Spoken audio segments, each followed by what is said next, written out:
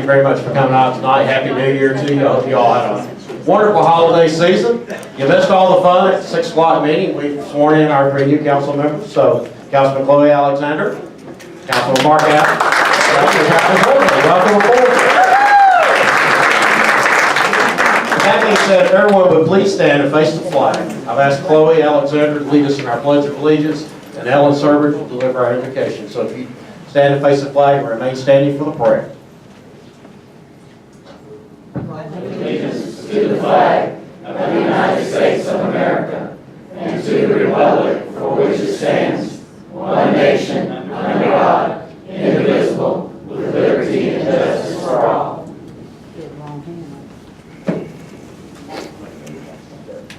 If we'll all bow our heads. Heavenly Father, we come to you tonight with thankful hearts. Thankful for your many blessings in the days gone by.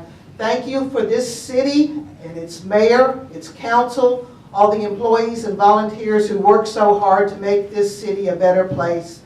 Thank you also for the country that we live in and the freedoms and privileges that we enjoy. We also come tonight with hopeful hearts, hearts full of hope that in the new year ahead there will be a brighter future, peace, prosperity, love, and kindness shown to all. Grant us your wisdom, your patience, and your courage as we move forward and make the decisions that need to be made tonight. And all those that agree, say amen. Amen. Let me see.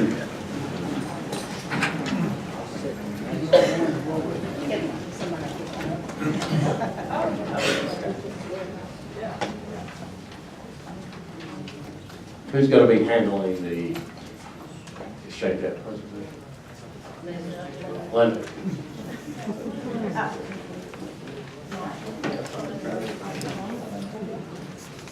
We have a presentation for the Exchange Jets Woman of the Year. The Woman of the Year recipient was not able to attend the banquet in December, so I'm asked to recognize her tonight.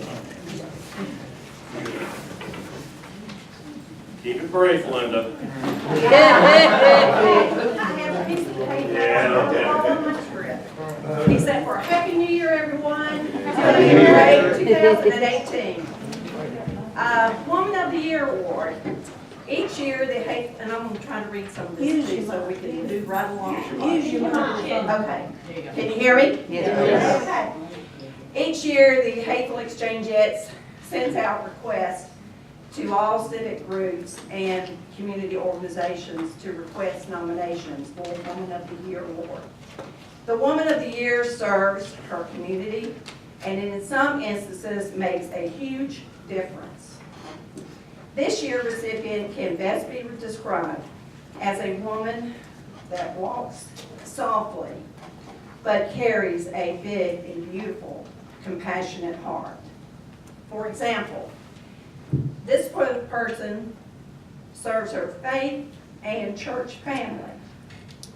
She is known for visiting and checking on members that may be sick or going through a difficult time. Sorry, my throat's, I'm trying to catch something. Always available to help fill tasks and is very active in her community Bible study. Always lending support to other members and visitors. She's always one step ahead in thinking of others before herself. It could be when she's doing things, she could be a phone call, a home visit to say hello, to check on someone, bringing some of her fresh baked goodies to someone's home just to say hello and I care about you. The other, she serves her community family. She serves several community outreach projects, delivering goodie bags to community outreach neighbors. She also serves as a command center leader for the Paint the Town program.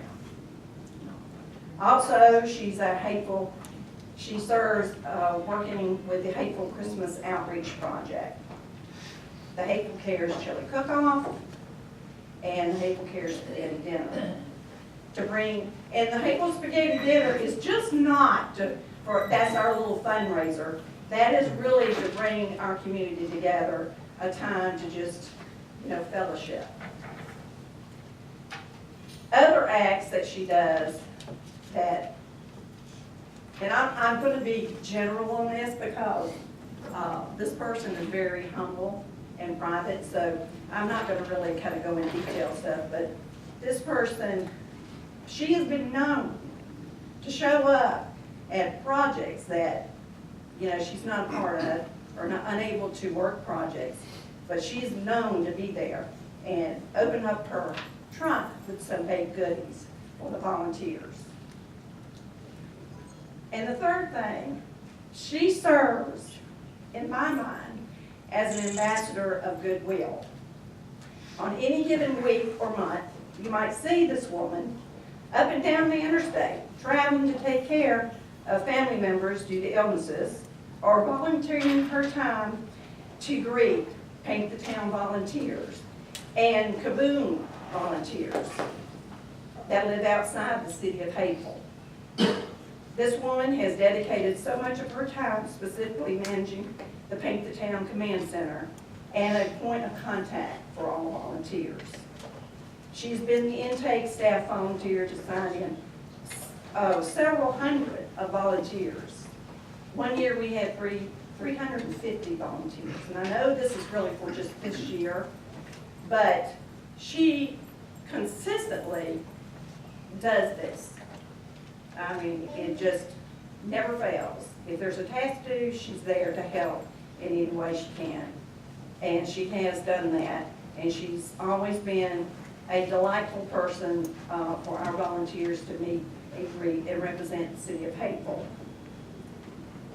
I'm going off script.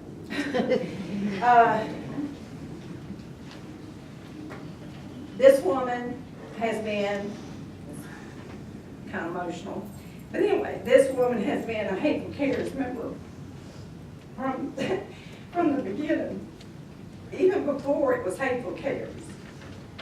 She has been a consistently committed person in doing volunteer work, to giving of herself with no gratification, just giving of herself. I don't know too many people that do that. And if she can't help, she bakes goodies to give to people, and that's her way of saying that she loves you. And last but least, I need to just say, this woman loves her community family and consistently shares her daily acts of kindness to so many, whether it be in the city or outside the city. Anyone that she ever meets that comes to the city, when they talk with her, they're just amazed how sweet and a nice person she is and how fortunate we are to have her in the community. So, with that, and I got through that, it is my pleasure and honor to present to you the 2017 Woman of the Year Award to Miss Betty Morgan.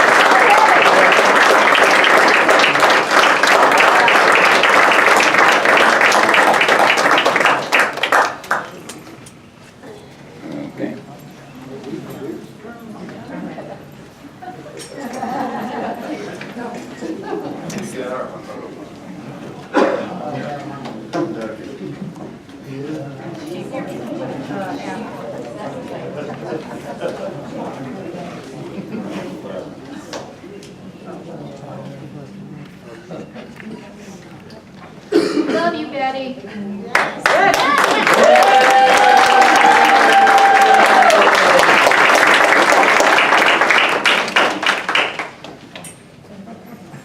Now, I want to tell you something. That,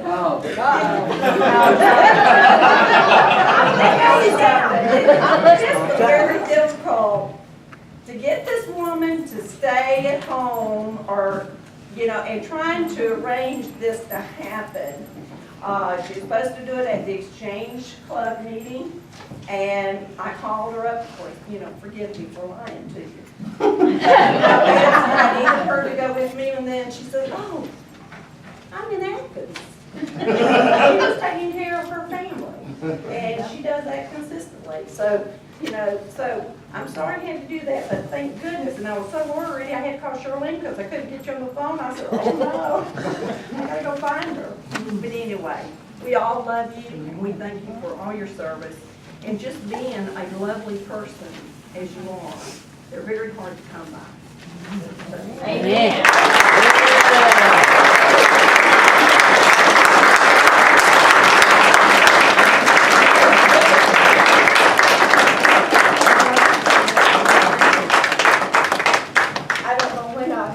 So humble and so blessed. I love to help people if I can. And often in my prayer, I ask God if there's a person He needs me to reach out to, if it's just a smile or a hello, or just stop and chat with a total stranger. That just thrills my soul. Yeah. Amen. And I can't do, because of my physical condition, I can't do anything like I would love to do. But I do what I can, and I do it lovingly. Amen.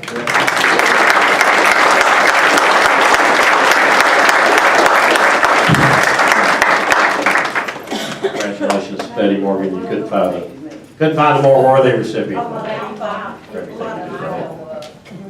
At this time, I'd like to call upon our previously uninstalled council members, if they would come forward. Councilman Raymond, Councilman Bennett, Councilman Powell.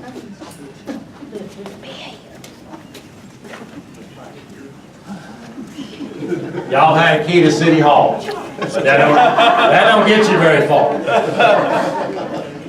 Some of you even have a key fob to City Hall. That don't get you very far either. But I'm gonna give you a key to the city tonight. All right. There is one problem though.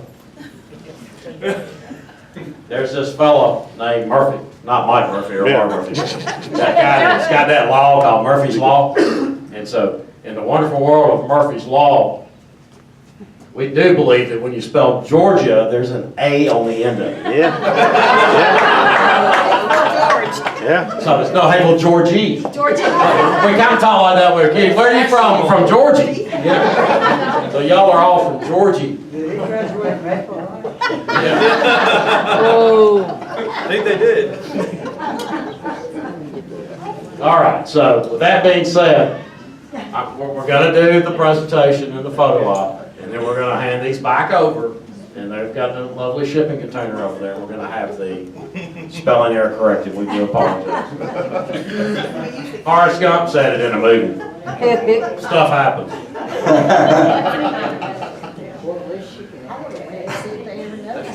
That's true. They won't have to talk it over. So Diane, the city of Hayville, Georgie, gives you this key to the city in grateful appreciation for your outstanding service and dedication for serving on council for 2013 to 2017 and all the fun you had as an employee 8 years prior to that. So Diane, thank you very much for your service.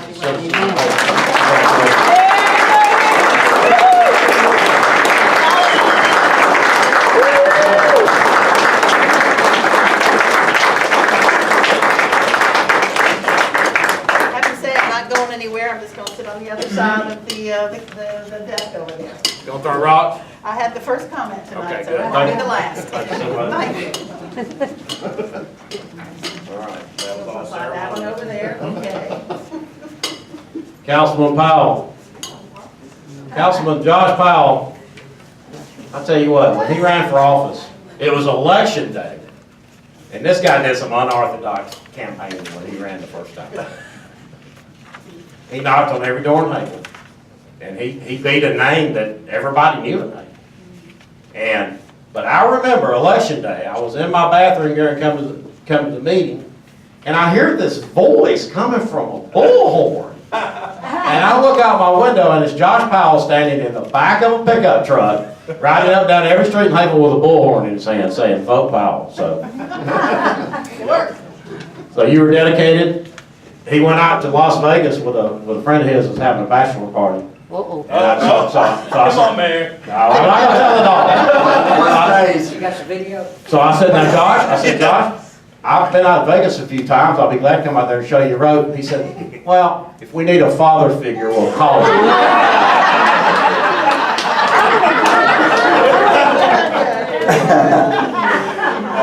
And then I remember, you're younger than my daughter, so yes, I could be your father. So, but during his time in office, he has a beautiful addition to his family back there. Who just got out of the hospital from a stomach bug. So we're glad he's better. That's pretty bad when you got to go to the hospital for a stomach bug. Did Josh help you with any of that? Yeah, he took the shifts. Awesome. I I knew you did. got it. I got And then it. you got it? Sure. Yep. So Josh, it's been a pleasure working with you. We look forward to you continuing to participate. You and Diane can sit beside each other. Yep, I'm gonna take Mark's seat in the back. Yeah. I already did. Just come on by and say hi every now and then. We appreciate your service to the citizens of Hayville. And I'll give you a key to the city of Hayville. Georgie. Georgie. There you go.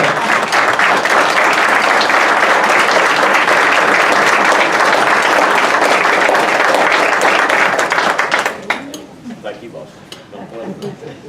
And last but not least, Councilman Michael Randall. I've known Michael since I was probably 15 years old or so.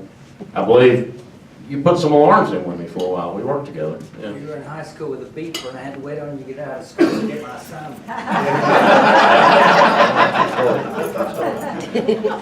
But Michael comes from a family that was dedicated to Hayville. We all remember Myron Rammond, his father, and his mother who worked for the city of Hayville for a number of years. She put up with a lot of stuff from people. And you come from great lineage, sir, and it's been a pleasure to work with you in your 4 years on council. And I know you're not going anywhere, because I know where you'd be staying. And I know that's that. So, Michael, it's been a pleasure. It's hard, you know, but I was thinking about the new year, and at my office every year, you take out the records boxes and you put all the old files in and put 2017 on and stick them on the shelf. And that's kind of what we're doing tonight. You know, we're cleaning out the files. You're an old time. I didn't mean it like that. I didn't mean it like that. What I mean is, it's a new beginning. It's a new beginning for you, and it's a new beginning for us with the newly elected council members. It's been a pleasure working with you. Thank you very much.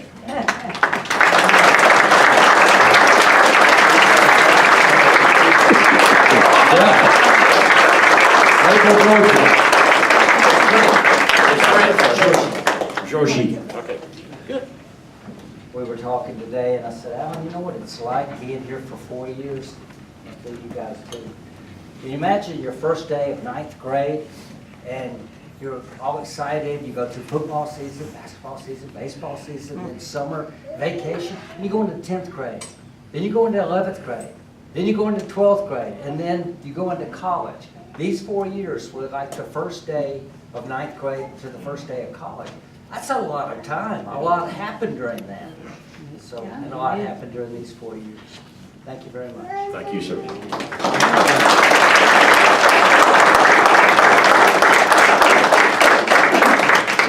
Hey, we got the all three of us? Y'all are all I think done? Diane wants one. I was gonna give you a team picture. Oh, team picture. Yeah. All right. Uh-oh. Here comes You know, oh, if you need a grandfather figure, I'm right here. All right. Posterity, let's go. One more. 3. Very good. Thank you. No trouble smiling now. Yeah. Thank you all. Thank you all. Thank you.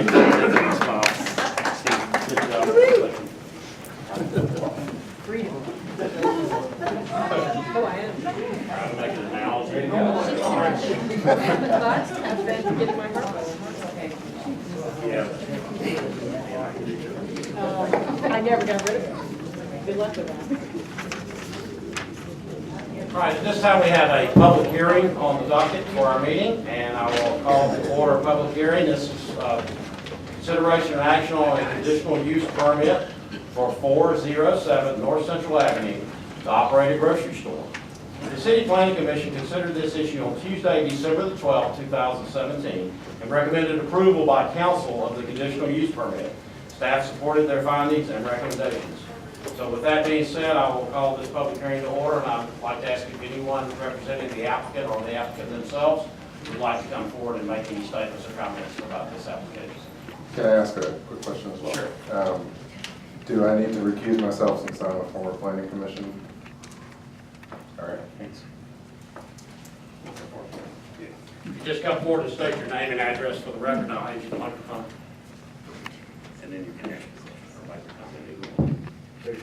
Yeah, you face the council. My name is Gabriel Zaragoza, and I am for the permit for 407A North Central Avenue. Really, we're just doing a grocery store where it has butcher shop, quick takeout, and also a mini bakery. And really, we're just trying to have the grocery store for everybody in Hapeville, so they can come in, come out, get their things they need and all that. And that's about it. Okay, all right, thank you, sir. Call upon our city planner, Dr. Patterson.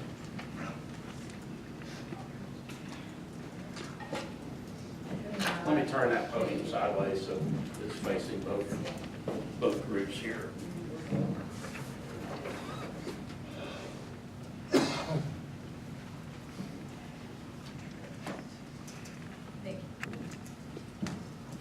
All right, so as noted, this conditional use permit application came before Planning Commission last month for a grocery store, small grocery store. It is required under the zoning code, the UV zoning code, that a conditional use permit be approved by mayor and council. And as discussed during the work session, there are standards of review that we must evaluate, mayor and council evaluates, as well as staff when looking at a conditional use permit.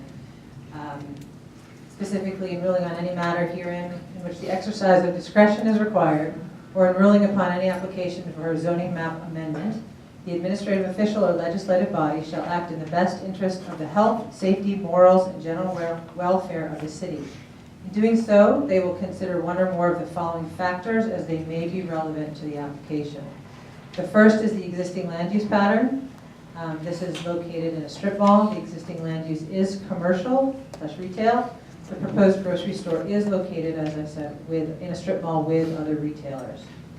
The second factor to consider is the possible creation of an isolated district unrelated to adjacent and nearby districts. This retail use will not create an isolated district. Again, it's in a retail setting. Number three is the population density pattern and possible increase or overtaxing of the load on public facilities, including but not limited to schools, utilities, and streets.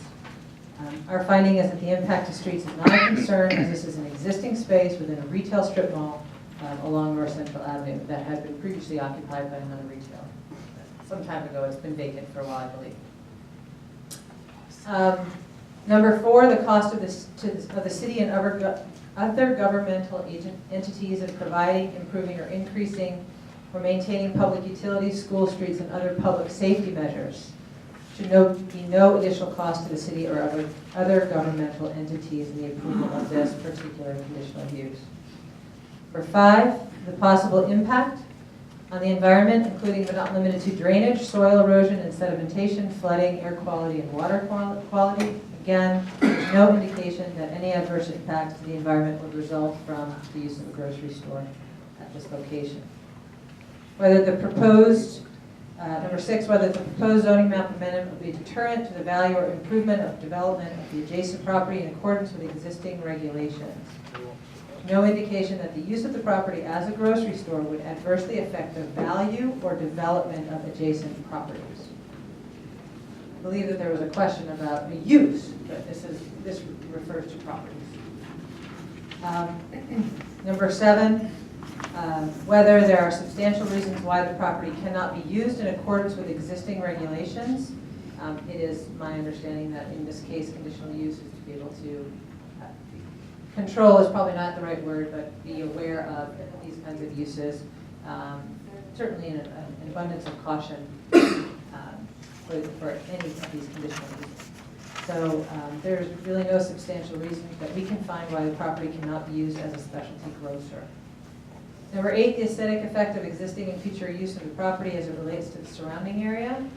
Proposed location, again, is within a strip mall, and there's no impact on the aesthetics of the property as it relates to the surrounding area of new construction. Number 9, the extent to which the proposed zoning map amendment is consistent with the land use plan. Conditional use permit, again, requested is consistent with the future land use map as a medium-intensity mixed use. Almost done. Number 10, the possible effects of the property zoning map amendment on the character of a zoning district, a particular piece of property, neighborhood, particular area of the community. The proposed use of a grocery store would actually have a positive effect on the community, and this is based upon, during the LCI study, during the public participation process, the residents of Hapeville have indicated repeatedly they would like more grocery options. Number 11, the relation that the proposed zoning map amendment bears to the purpose of the overall zoning scheme, with due consideration given to whether or not the proposed change will help carry out the purposes of these zoning regulations. The use of the property as a specialty grocery is consistent with the overall zoning scheme.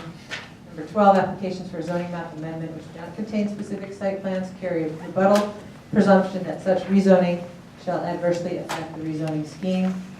There was a site plan that was provided that would not adversely affect the zoning scheme. Number 13, the consideration of the preservation of the integrity of residential neighborhoods shall be considered to carry great weight. This is not located in a residential neighborhood, but in fact along a commercial corridor. Number 14, finally, in those instances in which property fronts on a major thoroughfare and also adjoins an established residential neighborhood, the factor of preservation of the residential area shall be considered to carry great weight. There's actually a road that, between, God bless you, that between the neighborhood to the rear, this property does not adjoin a residential neighborhood. Given those factors, in reviewing the conditional use application, the proposed use of the property as a specialty grocery store is consistent with UV zoning district, and from a staff perspective, it is compliant with zoning regulations and may be approved as submitted.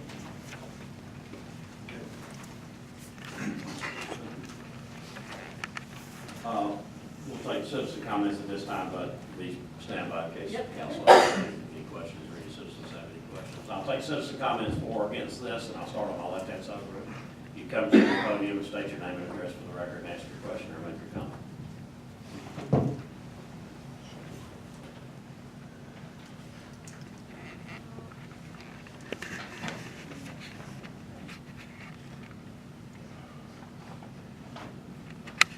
Laura Murphy, 3395 Dogwood Drive. I think it's wonderful that somebody has a dream to open a business, and I think it's great that he has a vision. Maybe it's a better mousetrap. If he wants to do a bakery and a butcher shop and anything else there, if it's allowed, I think we should allow him to have his dream. Thank you. Thank you. Any other comments for or against on my left? I'll move to my right. Comments for or against? I have a question.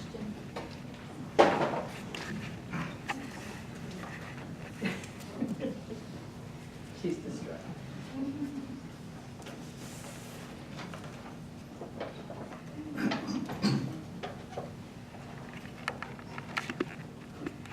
Paula Mabry, 433 North Avenue. I'm new to this. I didn't know about this permit. How is the inclusion of a new business next to other businesses that provide groceries and bakery items, how is that going to impact them? I don't want to set him up for defeat, but I also don't want to take business away from existing businesses that are thriving in that center. And this is spontaneous. I didn't know about this, but I worry about the businesses that are already there. I understand your concerns, but really in this case, it's a conditional use, so it's a zoning matter, and we just really have to make a decision whether that use fits within that conditional use parameters.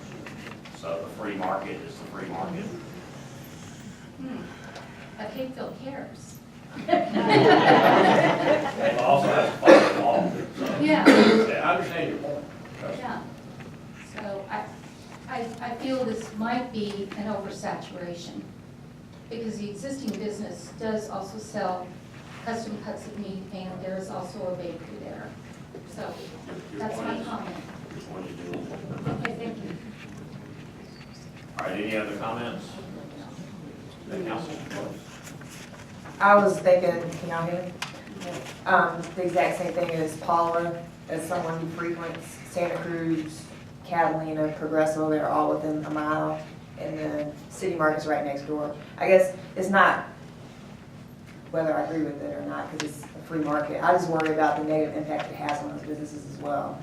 Unless, this is just a personal ask and things I've heard in the community, there's a true specialty that can't be obtained in those stores, like organic produce. There's also ready-made food at all the stores I just mentioned, and as well as Gabby, which is also in that adjacent parcel. So just my concern would be loss of businesses to those other stores that I know a lot of people care about. But I would ask personally, and for on behalf of other people who I know think the same way, is offer something different that wouldn't necessarily take away from their businesses, that could draw on people who don't frequent those stores. Because I know lots of people in the community don't go to any stores in that plaza because they don't offer the things that they want.